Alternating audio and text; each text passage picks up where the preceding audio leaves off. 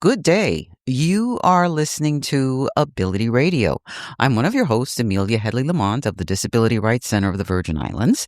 And today our special guest is Gerard Evelyn. He is an assistive technology assistant with the Virgin Islands University Center for Excellence on Developmental Disabilities. Good day, Gerald. How are you? Good day, Amelia. So, people may want to know, what is assistive technology? Assistive technology is anything you can buy or make Mm-hmm. to assist in completing a task. Okay. Something as simple as you may have a pen or a pencil. You can put it through the middle of a ball so that somebody can hold that device better Mm-hmm. to allow them to write. Mm-hmm. That is assistive technology. Okay. Okay. Mm-hmm. Something like as simple as a wheelchair. That's also assistive technology. That's your assistive technology that you use to get around. Right. Mm-hmm. Somebody who has stability problems and they use a cane or walker. Mm-hmm. That's also assistive technology. When people hear assistive technology, they automatically think technology. So it means a phone, a tablet, Right. or something. Mm-hmm. But it's a wide range of equipment that you can use to assist you to complete a task. That is assistive technology. Okay. And this is your area of specialization. In fact, you've been referred to as the accessibility guru. Um, According to my boss. okay. Well, it's all very good. Tell us about yourself. Can you tell us a little bit about your background that gave you an insight in this kind of work?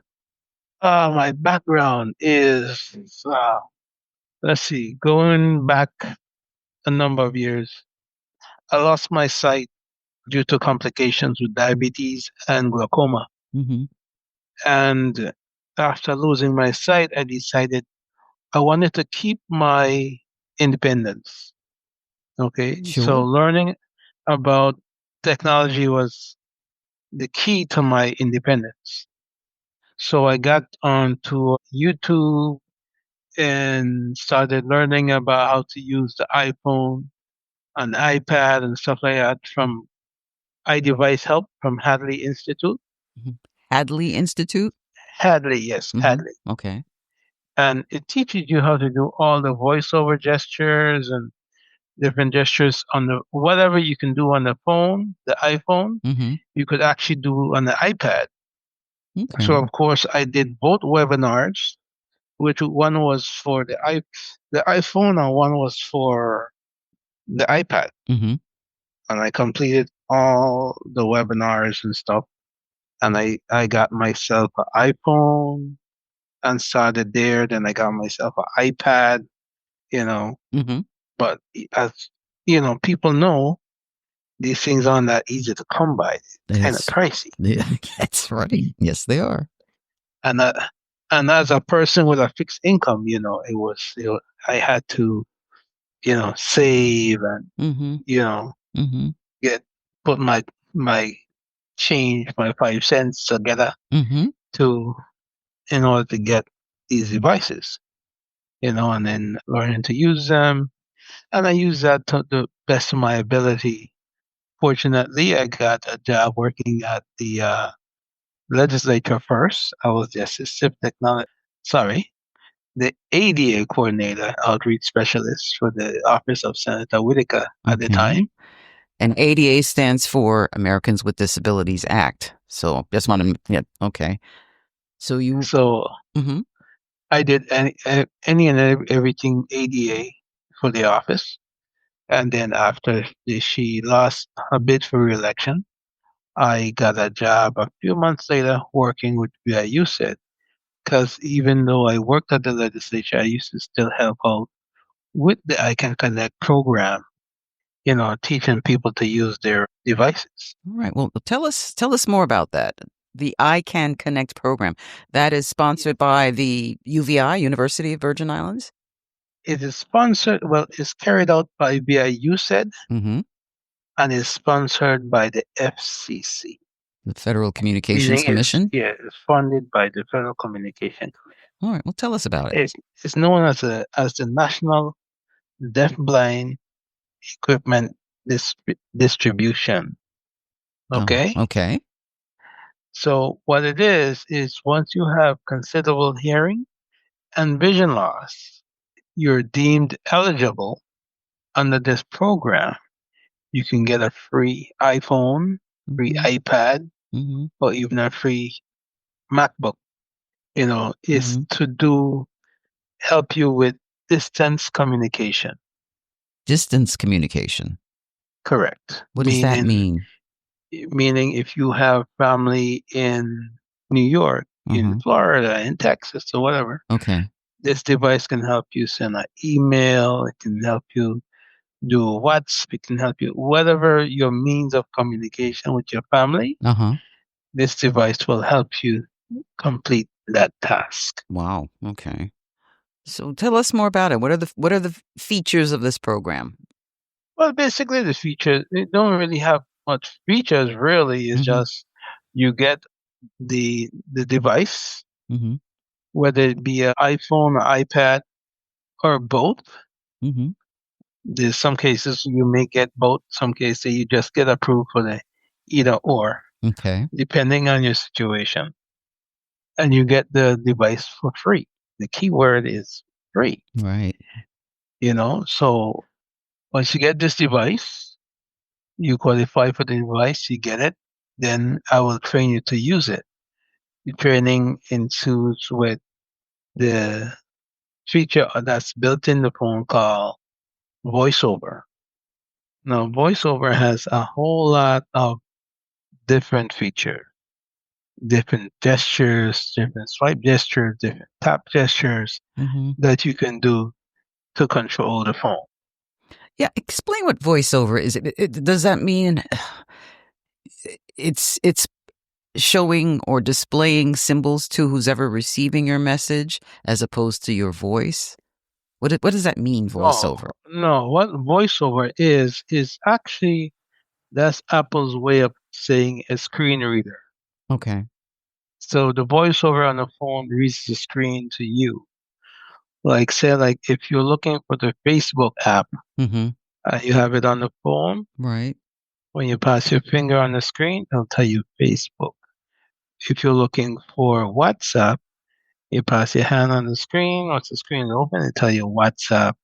If you're looking for TuneIn Radio, Simple Radio, Messenger, Instagram, TikTok, whatever it is you're gonna use, Mm-hmm. once you put your hand on the screen, you'll find it on the screen.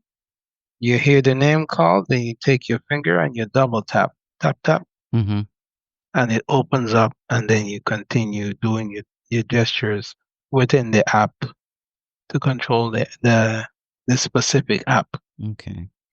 But the person on the other end will not know once you're communicating with them, they wouldn't even know that you're visually impaired unless you let them know Mm-hmm. that you're visually impaired. That's pretty good. So there's certainly a privacy element there, which is good. Yeah, Now, yeah. A lot of people go like, but like sometimes I will send out a text and they go like, but aren't you blind? How are you able to text? mm-hmm.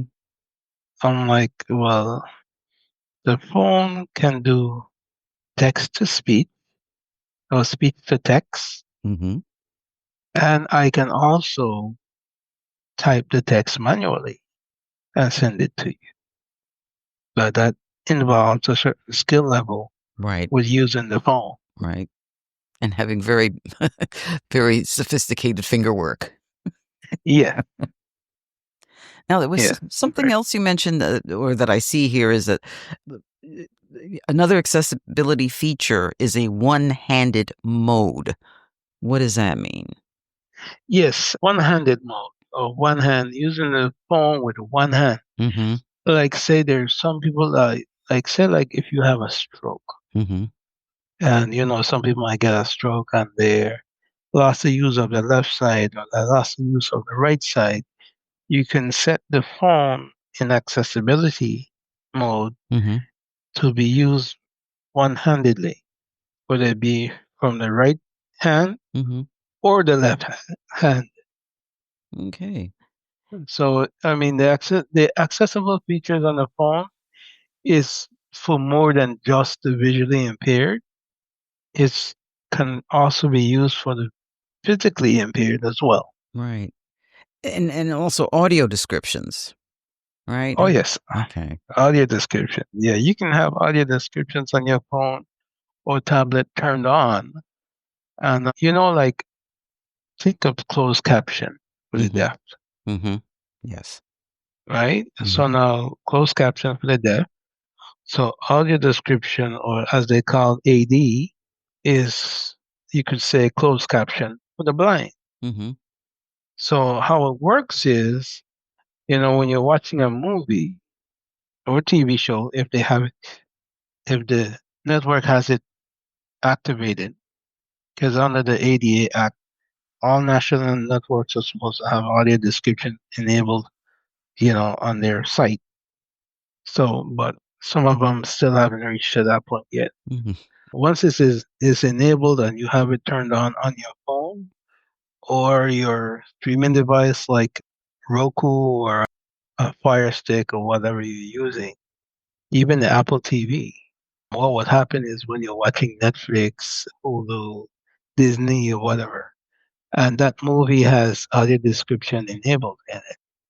If you're watching something and the people stop talking and there's just movement on the screen, what the audio description would do, what it would describe the movement that's happening before you that you can't hear. Right. Like take for instance, if Susie is walking up the step, it will tell you Susie is walking up the step, and Paul is sitting watching TV, and somebody is approaching to knock on the door. Right. So you would have that description happening of that scene coming through the speaker of the TV or the cell phone, whichever that you're watching. So it makes the person who can't see the screen more into the movie. It kind of makes the movie kind of like an audiobook. I hadn't thought of it that way. Yeah, that makes total sense. Yeah. Now, I note here that when you're doing your training, you Mhm. motivate people or you teach people how to use their phones without access to Wi-Fi. So how does that work? How do you make the introduction Well, initially? it's not really access to Wi-Fi, but access to the AI. Mm-hmm. Okay. Yeah, the AI, which is I don't want to. I'm on a Apple device, so I don't want to call her name because she'll start reacting right now. Oh, if you said Uh, artificial intelligence, she'll. yeah.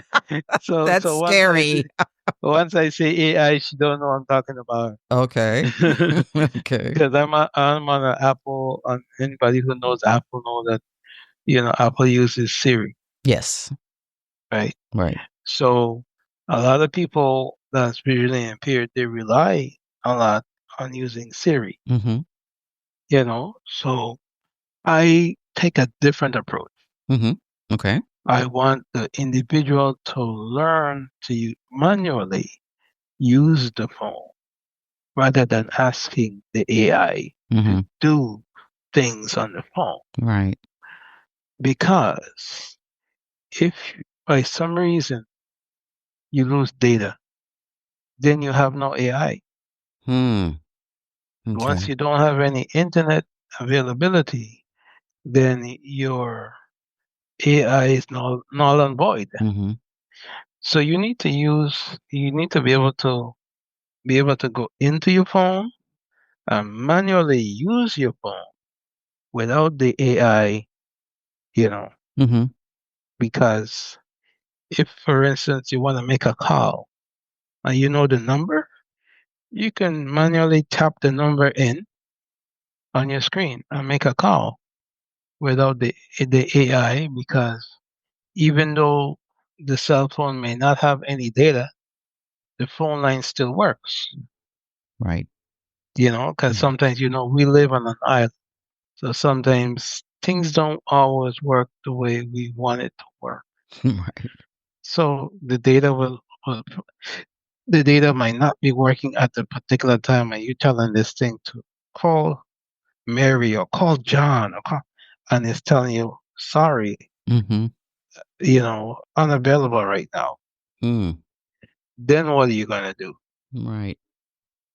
So your best bet as someone who's vis- visually impaired is to learn to use your phone, go into your phone and manually open your emails, manually open up your phone and check your phone. Because, take for instance, the Library for the Blind here in the Virgin Islands, they have a application called BARD. Barge. B-A-R-D. Yeah, B-A-R-D. Okay. BARD. Bard. Uh-huh. Okay, so BARD is actually an app that you can download books from NLS, the Natural Library Service, Mm-hmm. the National Library Service. And so you can download it to your phone and it will read just like the cartridges you would get from the Library for the Blind. Right. Okay, this BARD app will read the books just like the cartridges. So basically, what BARD is what some people would pay a lot of money for, Mm-hmm. like audiobooks. Right. Yeah, so like audiobooks.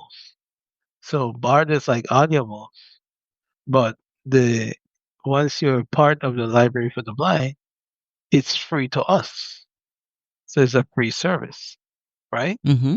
So now, if you're blind and you want to use BARD, you cannot tell the AI to open BARD and go to this and do that. You have to manually go into the BARD app and select your author, download your books, and read it and press play and all that stuff. The AI can't control BARD. Okay, so Right. that's one example as to why you need to be able to learn to manually use your phone. If you're somebody who is invited to a Teams meeting or a Zoom meeting or something like that, you have to be able to manually go into that email, click on the link, and open up the Teams or open up the Zoom because the AI cannot do that for you. So these are the examples I always show my students, if you will, Mm-hmm. or clients, why they need to manually learn how to use the device aside from using the AI. Makes sense. Makes perfect sense. Is the library for the blind open and available still? I mean, I don't know since COVID and weather issues.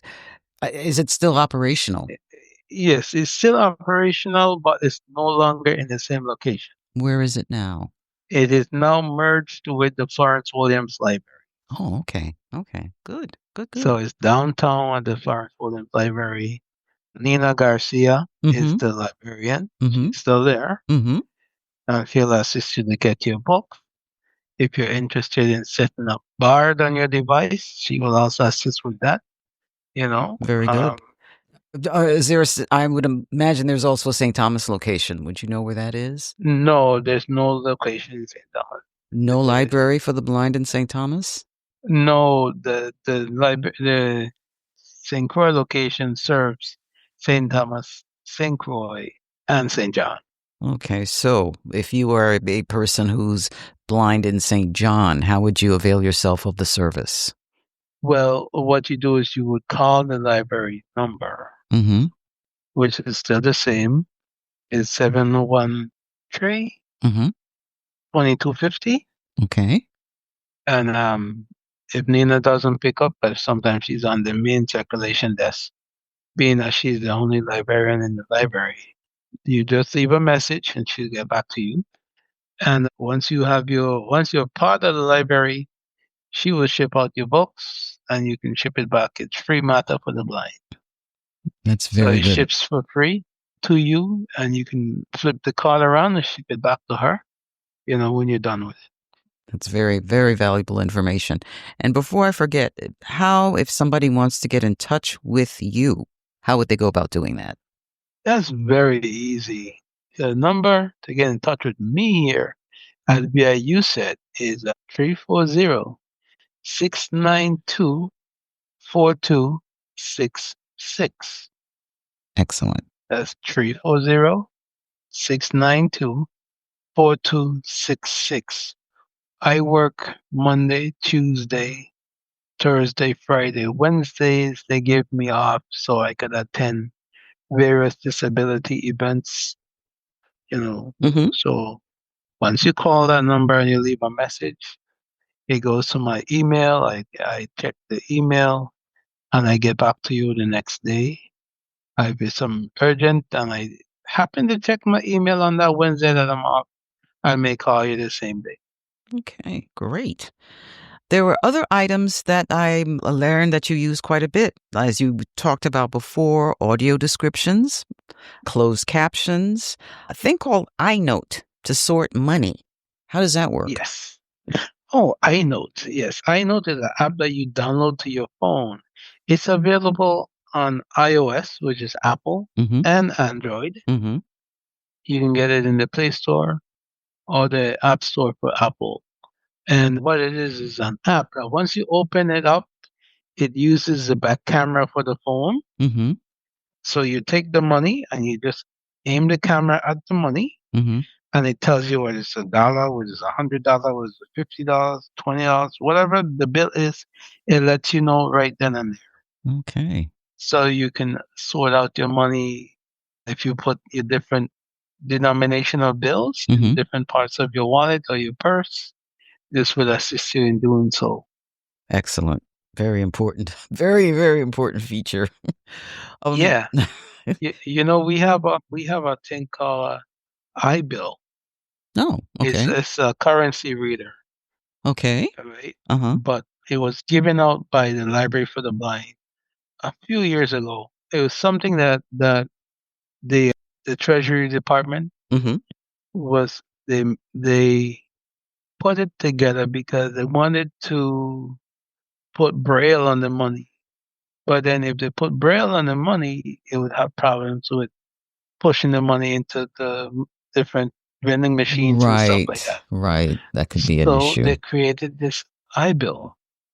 It's a small device that you can carry in your pocket, and it has a little ring you can put on your keychain, and you could put the short end of the bill under this little flap and press the button, and it will give you the denomination of the bill as well. Wow. Okay. You know, so there's very various different types of assistive technology out there. Well, You know, for the various type of people, because there's some people that they don't want to use a smartphone. They just want to use a flip phone. Because that's what they feel comfortable with. and this And is stuff like that. So so. they kind of create a way for them to stay in their comfort zone Well, listen, I by would like habit. to. I time has eluded us because this has been very fascinating. I hope we can do this again at some point because there's so many things that you can share with us, and we can learn. Everyone can learn from the kinds of work that the Virgin Islands University Center for Excellence on Developmental Disabilities is doing. Thank you, Gerard Evelyn. Thank you for You're welcome. everything. It's been wonderful. The way to You're reach welcome. you is, again, what's your phone number? 340 Mm-hmm. 692 4266. Excellent. And we train anyone Mm-hmm. that needs help to use their cell phone, whether you're a senior, whether you're a person with disabilities. Okay. You just call us and make an appointment, and you come by, and we'll train you to get you going.